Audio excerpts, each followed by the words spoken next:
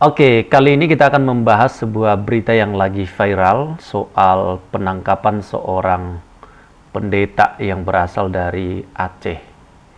Pendeta asal Aceh ini keberadaannya ada di Kalimantan, kemudian dia ditangkap terkait dengan dugaan penistaan agama. Pihak kepolisian dari Unit 3 Subdit Cyber Distreskrimsus Polda Aceh berhasil mengamankan seorang pria bernama Dedi Saputra. Pemilik akun TikTok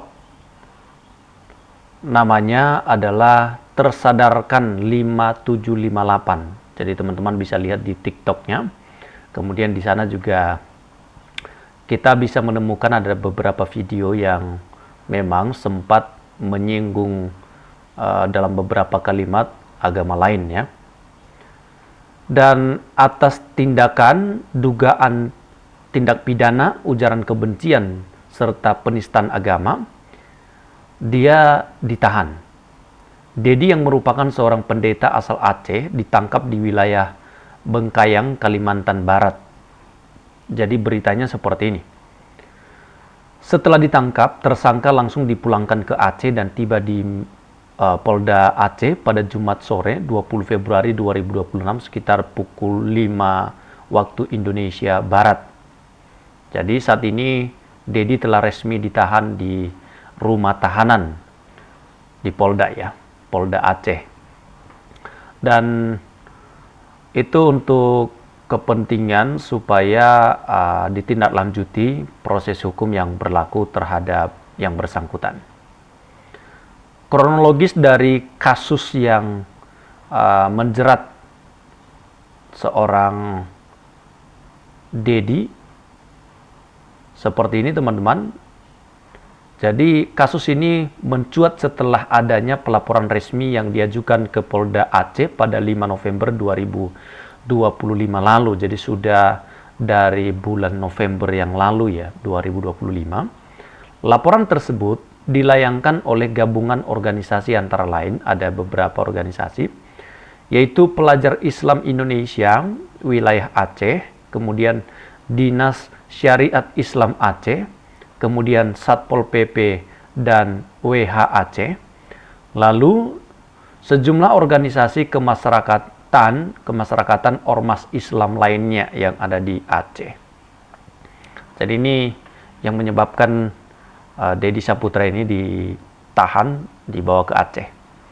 Dedi dilaporkan karena konten di video yang dimuatnya di akun TikTok yang dinilai menghina Nabi Muhammad dan menyinggung perasaan masyarakat Aceh.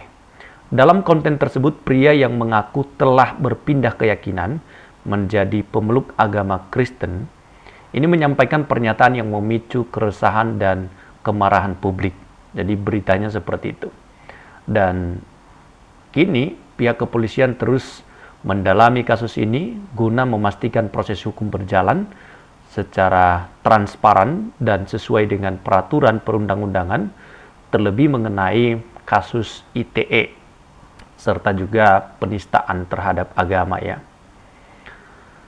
Nah, memang kalau kita memberikan opini secara objektif ya, tindakan provokasi atau penghinaan terhadap simbol agama manapun bukanlah cerminan dari kedewasaan beriman. Di Indonesia, di mana kita terdiri dari kemajemukan yang sangat luar biasa, kebebasan berpendapat itu dibatasi oleh hak orang lain untuk merasa aman dan dihormati. Pernyataan yang bersifat menyerang atau merendahkan keyakinan orang lain, apalagi jika dilakukan oleh seseorang yang menyandang gelar seorang pemimpin agama tertentu, justru itu menciderai esensi dari agama itu sendiri yang seharusnya membawa damai. Dan proses hukum yang berjalan merupakan konsekuensi logis dalam negara hukum yang mencegah terjadinya gesekan sosial yang lebih besar di masyarakat.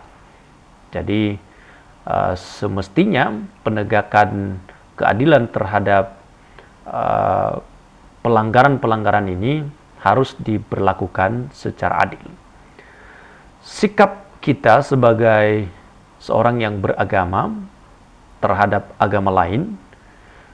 Dan kalau semisalnya kita seorang Kristen, ya perilaku dan tutur kata kita adalah surat terbuka yang bisa dibaca oleh orang lain. Dan poin-poin penting yang harus kita miliki dalam menyikapi perbedaan, menyikapi keyakinan agama lain, dan juga perbedaan-perbedaan itu kadangkala bersinggungan dengan keyakinan kita.